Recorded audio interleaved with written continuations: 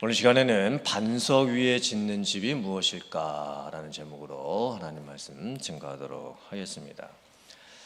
예수님의 비유의 말씀 중에 오늘 말씀도 우리가 많이 오해하고 있는 말씀 중에 하나입니다.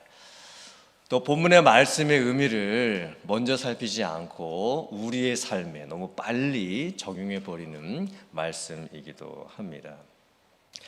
반석 위에 짓는 집, 오늘 이 본문 말씀이 언제 가장 많이 인용이 될까요? 이사 신방 예배 드릴 때입니다. 새 집을 구해서 이사 갔든지 아니면은 다른 동네로 이사를 가가지고 이제 목사님 모시고 이사 신방 예배 드리게 될 때 이제 목사님들께서 이 말씀을 가지고 많이 이제 신방 축하 예배를 드리시게 되죠. 이 본문의 말씀을 문자적으로 이제 먼저 해석을 하면 포커스는 집에 있습니다. 집. 그래서 이 새 집이 또 이사 온 이 집이 축복의 집이 되길 원합니다. 형통하는 집이 되길 원합니다. 기도의 집이 되길 원합니다. 은혜의 집이 되길 원합니다. 이렇게 말씀을 나눕니다. 목사님들도 그렇게 나누십니다. 저도 그렇게 했고요. 물론 은혜가 충분히 됩니다. 이 새로 지은 집에 가서, 이사 간 집에 가서 또 우리 집이 반석 위에 짓는 집이 되면 좋겠다. 많은 은혜가 되는 말씀이죠. 또 오늘 이 본문의 말씀을 또 어떻게 저희들이 또 많이 또 해석을 하게 되냐면 반석 위에 짓는 집, 반석에다가 포커스를 두고 해석을 하면 우리의 믿음이 반석 대신 예수님 위에 서져야 되고 우리의 신앙이 또 말씀 위에 서져야 돼가지고 흔들리지 않는 우리의 신앙과 또 구원과 삶이 되어야 한다. 이렇게도 우리가 또 많이 해석을 하게 됩니다. 그렇죠. 반석은 예수님이시고 또 반석은 또 말씀이고, 그리고 이 풍파라고 하는 것은 우리의 신앙생활 가운데 찾아오는 여러 가지 고난, 또 환난, 어려움, 문제로 해석이 될 수가 있습니다. 그래서 모래 위에 지은 집은 예수님이 기초가 안 되시고 말씀이 기초가 되지 않는 우리의 믿음, 우리의 구원이지요. 그러면 고난이 찾아올 때 금방 흔들리고 무너지고 맙니다. 그래서 오늘 이 본문의 말씀을 이제 이렇게 해석을 많이 하죠. 반석 위에 우리의 믿음이 지어져야 되고 예수님 위에 우리의 신앙이 세워져야 되고 또 말씀 위에 우리의 삶이 건축돼야 된다. 그래야 흔들리지 않는 우리의 믿음과 삶과 구원이 될 수가 있다. 물론 우리에게 충분히 은혜가 되는 말씀입니다. 또 적용점도 확실합니다. 그런데 오늘 이 본문 말씀의 진짜 의미, 이 반석 위에 짓는 집의 이 진짜 의미는 상당히 다릅니다. 사실 오늘 본문 말씀에 이 반석 위에 집을 짓는 게 무슨 의미인지 명확하게 말씀을 해 놓았습니다. 누구든지 나의 이 말을 듣고 행하는 자는 반석 위에 집을 지은 것이고 누구든지 나의 이 말을 듣고 행하지 않는 자는 그 집을 모래 위에 지은 것과 같다. 지금 핵심이 어디에 있습니까? 행함에 있습니다. 무엇인가를 행하는 것, 무엇인가를 실천하는 것, 그대로 사는 것, 행함에 오늘 본문 말씀에 강조점이 있는 거예요. 예수님께서 반석 위에 짓는 집의 비유를 언제 하셨을까요? 어느 상황에서 하셨을까요? 마태복음 5장부터 예수님께서 무슨 말씀을 시작하셨죠? 산상수훈의 말씀을 시작하셨습니다. 그 산상수훈의 말씀이 5장, 6장, 7장까지 계속되고 산상수훈의 말씀의 결론이 반석 위에 짓는 집의 비유입니다. 즉 예수님께서 많은 사람들에게 산 위에 올라가셔서 말씀을 이제 전하셨던 거예요. 산상수훈의 말씀을 전하셨습니다. 그리고 예수님께서 반석 위에 짓는 집 이 비유를 하신 목적이 뭡니까? 지금까지 많은 말씀을 들었는데 그 말씀을 듣는 것에만 그치지 말고 그 말씀대로 행하는 삶, 그 말씀을 들었으면 그 말씀대로 살 수 있는 그런 삶이 되어야 한다. 그런 목적에서 예수님께서 이 말씀을 하셨던 거예요. 자, 반석 위에 짓는 집, 이 비유의 말씀을 저희들이 정확하게 알려면 문맥을 또 살펴봐야 됩니다. 오늘 비유의 앞쪽에 계속되는 연속되는 비유가 있었는데 어떤 비유들이 나오냐면, 첫째는 좁은 문으로 들어가는 것과 넓은 문으로 들어가는 것, 이 두 가지가 지금 비교되면서 예수님께서 비유를 말씀하십니다. 자, 많은 사람들은 어떤 문으로 가지요? 넓은 문으로 갑니다. 그것이 편하게 생각되기 때문입니다. 그런데 그 넓은 문으로 가면 끝이 뭡니까? 멸망입니다. 정말 믿음이 있는 사람은 어떤 문으로 가야 하는 것입니까? 좁은 문으로 가야 하는 것입니다. 좁은 길인 줄 알고 가는 것이고 좁은 문인 줄 알고 가는 것입니다. 좁은 길로 가고 좁은 문으로 들어가면 그 길에 어려운 것이 있고 힘든 것이 있다는 것을 알면서도 가는 것입니다. 이게 무슨 의미일까요? 행함이 있는 삶이죠. 실천하는 삶입니다. 그 다음에 또 어떤 비유가 나오냐면 좋은 나무와 나쁜 나무의 비유가 또 나옵니다. 그래서 좋은 나무는 좋은 열매를 맺고 나쁜 열매는 나쁜 열매를 맺는다. 이 비유의 말씀이 또 나옵니다. 거짓 선지자들은 나쁜 나무입니다. 그 거짓 선지자들의 모습을 어떻게 보면 알 수 있냐면 그 거짓 선지자들이 전하는 말과 그들의 행하는 모습을 보면 알 수가 있습니다. 그런데 믿음으로 사는 성도들의 삶은 좋은 나무입니다. 좋은 나무에서는 좋은 열매가 맺어집니다. 그러면서 예수께서 말씀하시죠. 어떻게 가시나무에서 포도나무 열매가 열리고 어떻게 엉겅퀴에서 무화과 나무의 열매가 열릴 수가 있겠느냐. 열매의 중요성에 대해서 지금 말씀을 하시죠. 역시나 그 의미가 무엇입니까? 행함의 중요성입니다. 무엇인가 겉으로 나타나는 것의 중요성이죠. 그 다음에 또 어떤 비유의 말씀이 나오냐면 주여 주여 하는 자마다 천국에 들어갈 것이 아니요 하나님 아버지의 뜻대로 행하는 자가 천국에 들어갈 것이다 라는 비유의 말씀이 또 나옵니다. 이 말씀을 오해하면 안 됩니다. 천국 가는 것이 믿음으로 가는 것이 아니고 행함으로 가는 것이다, 이렇게 오해를 하면 안 되지요. 이 말씀은 입술로만 믿습니다 믿습니다 라고 하면서 정작 하나님의 말씀대로 사는 삶의 모습이 없으면 안 된다는 뜻입니다. 믿는다면 반드시 행함이 뒤따라야 한다는 말씀이죠. 그리고 나서 이제 반석 위에 짓는 집과 모래 위에 짓는 집의 비유가 나오는 거예요. 자, 잘 보세요. 좁은 길로 가는 사람, 그리고 좋은 열매를 맺는 나무, 하나님의 뜻대로 행하는 사람, 그리고 반석 위에 지은 집, 이 모든 것이 다 똑같이 의미하는 것이 무엇일까요? 행함이 있는 삶입니다. 그럼 넓은 길로 가는 사람, 나쁜 열매를 맺는 사람, 주여 주여 막 입술로만 하는 사람, 그리고 모래 위에 지은 집, 이거는 뭘 의미하는 걸까요? 행함이 하나도 없는 것입니다. 실천하는 모습이 하나도 없는 것이죠. 어떤 사람의 인격을 보면 그 인격을 통해서 뭔가 나타나는 게 있습니다.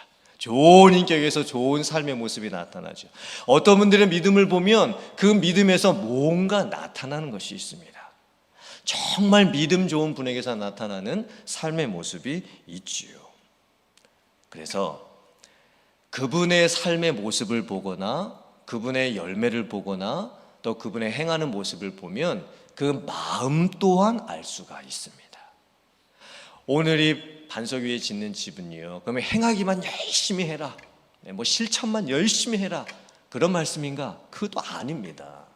이 행한다고 하는 것은요, 이 속하고 연결이 되어 있어요. 속, 우리의 인격과 이 마음의 중심. 자, 그래서 마태복음 12장 33절 이하의 말씀이 이렇게 말씀을 합니다. 화면 보시고 같이 봉독해 보겠습니다. 시작. 나무도 좋고 열매도 좋다 하든지 나무도 좋지 않고 열매도 좋지 않다 하든지 하라. 그 열매로 나무를 아느니라. 독사의 자식들아, 너희는 악하니 어떻게 선한 말을 할 수 있느냐. 이는 마음에 가득한 것을 입으로 말함이라. 선한 사람은 그 쌓은 선에서 선한 것을 내고 악한 사람은 그 쌓은 악에서 악한 것을 내느니라. 아멘. 자, 우리가 어떻게 그렇다면 행함 있는 삶을 살 수가 있을까요? 어떻게 우리가 열매 맺는 삶을 살 수가 있을까요? 내가 한번 행해봐야지, 내가 열매를 맺어봐야지, 이렇게 결심한다고 되는 것이 아닙니다. 뭘 가꾸어야 할까요? 열매를 맺고 행함이 있으려면 뭘 가꿔야 될까요? 마음을 가꿔야 되는 거예요. 우리의 마음의 중심을 가꾸어야 합니다. 그래서 우리의 마음의 중심의 상태가 좋은 나무가 되면 반드시 좋은 열매가 맺어집니다. 우리의 마음에 선을 계속 쌓는 거예요. 은혜를 계속 쌓습니다. 그래서 우리 안에 은혜가 충만하고 성령이 충만하면 우리의 삶 속에서 그에 맞는 합당한 행동이 나오게 되는 것입니다. 오늘 이 반석 위에 짓는 집, 모래 위에 짓는 집의 비유를 또 보면요, 이 마태복음의 문맥을 보면 애초부터 반석이 따로 있고 애초부터 모래가 따로 있어서 어떤 사람은 애초에 반석 위에 집을 짓고 어떤 사람은 애초에 모래 위에 집을 짓는 것처럼 그렇게 저희가 생각을 할 수가 있습니다. 그런데 똑같은 말씀이 나오는 누가복음은 그 의미가 약간 다릅니다. 자, 화면을 보시고 누가복음 6장 48절 말씀 같이 한번 읽어보겠습니다. 시작. 집을 짓되 깊이 파고 주추를 반석 위에 놓은 사람과 같으니 큰 물이 나서 탕류가 그 집에 부딪히되 잘 지었기 때문에 능히 요동하지 못하게 하였거니와. 아멘. 한번 생각해 보세요. 애초부터 모래 위에 집을 짓는 어리석은 사람이 어디 있겠습니까? 우리가 건축학 박사가 아니더라도 삼척동자도 다 압니다. 모래 위에 집을 지어서는 안 된다. 모래 위에 집 지으면 금방 무너진다. 건축학 박사학이 없어도 우리는 다 알고 있습니다. 그러므로 보세요. 모래 위에 집을 짓는다는 것이 애초부터 모래 위에 집을 짓는 게 아니에요. 자, 이 말씀을 저희들이 잘 이해를 하려면 이스라엘의 그 토양과 기후, 이런 특성을 저희들이 잘 알아야 합니다. 이스라엘은 건기와, 즉 가뭄 때와 우기, 이 비 오는 때가 확연히 구분이 되어 있습니다. 특별히 이스라엘 지형 중에 와디라고 하는 지형이 있습니다. 이 와디라고 하는 지형은 어떤 지형이냐면 건기와 같이 비가 오지 않는 때에는 이 땅이 딱딱하게 굳어있는 지역입니다. 완전히 메말라 있습니다. 그런데 우기가 되면 이 와디 지역에는요, 금방 비가 와가지고 물이 고이면서 그 물들이 흘러서 시냇물을 흐르게 되고 더 크게는 막 강처럼 이렇게 변해버리는 그런 지역이 있습니다. 그러면 땅들이 이제 다 젖지요. 그런데 그 물들이 깊은 곳까지 스며들지는 못하는 거예요. 그리고 나서 이제 다시 이제 우기가 끝나고 건기가 찾아옵니다. 그러면 이 와디 지역에서 집을 지을 때는요, 겉으로 봤을 때는 분명히 말라있는 땅이에요. 말라있는 땅. 그런데 이 우기 때 비가 많이 왔었기 때문에 그 땅 속에 빗물들이 많이 스며들어가 있습니다. 그래서 겉에 있는 땅의 모습만 보고 아, 땅이 말랐구나 생각하고 집을 잘못 지으면 그 집이 모래 위에 지은 집처럼 되어버려서 다시 이제 비가 내리는 그 우기 지역이 되면 쉽게 무너질 수도 있게 되는 거예요. 또 이스라엘의 서부 지역은 이제 해안 지역입니다. 해안 지역에는 원래 이제 모래와 같은 그런 집안들이 많이 있죠. 그래서 집을 지을 때에 깊이 파여 있습니다. 모래를 뚫고 깊이 파서 기둥을 딱딱한 이 반석이 나올 때까지 박아서 집을 지어야 했던 거예요. 그러므로 이 누가복음 말씀을 잘 보면 이 반석 위에 집을 짓는다는 의미는 너무나 명확합니다. 깊이 파고 집을 지어야 한다는 거예요. 기초를 깊이 내려야 한다는 것입니다. 그 기둥이 이 반석 위에 닿을 때까지, 딱딱한 곳에 닿을 때까지 깊게 파고서 집을 지어야 한다는 뜻입니다. 역시나 이 말씀이 연결이 되지요. 우리가 좋은 말을 하고 좋은 행동을 하고 좋은 열매가 나오려면 어떻게 해야 할까요? 우리의 이 마음의 중심에 깊은 곳에다가 은혜를 채워야 합니다. 우리의 이 말씀의 중심이 내 마음의 심령까지 깊이 파고 들어갈 수 있도록 그 말씀의 뿌리가 깊게 내려갈 수 있어야 되는 거예요.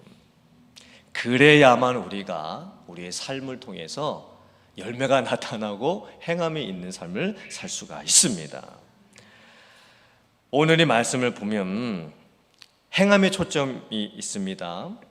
그리고 하나님께서는 우리의 믿음을 보시고 구원을 해주시고 우리를 의롭다 여겨주십니다. 그래서 우리가 구원을 받았지요.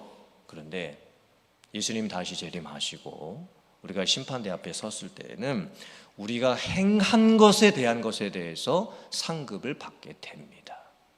그래서 이 행함이라고 하는 것은 너무나 중요한 거예요. 하나님께서 오늘 이 말씀을 통해서 우리에게 어떤 은혜를 주시길 원할까요? 말로만 이렇게 해야 한다, 저렇게 해야 한다 라는 것이 아니고 우리의 입으로만 어떤 고백하는 믿음의 삶이 아니고 나의 믿음을 행함으로 보이는 삶입니다. 그리고 말씀을 통해서 은혜를 받고 그 뿌리가 깊게 박혀서 나의 마음의 심령이 변해가고 나의 인격이 다듬어지면서 내 마음에 가득 차 있는 그 은혜가 겉으로 나오는 것입니다. 그것이 우리의 삶이 되어야 될 줄 믿습니다. 그래서 여러분들의 믿음이 또 삶이 구원이 반석 위에 지은 집처럼 되어서 믿는 대로 행하고 또 입술의 고백대로 살아서 정말 하나님이 기뻐하시는 그런 행함 있는 삶과 구원을 이뤄가시는 여러분들 다 되실 수 있기를 주님의 이름으로 축원합니다. 아멘.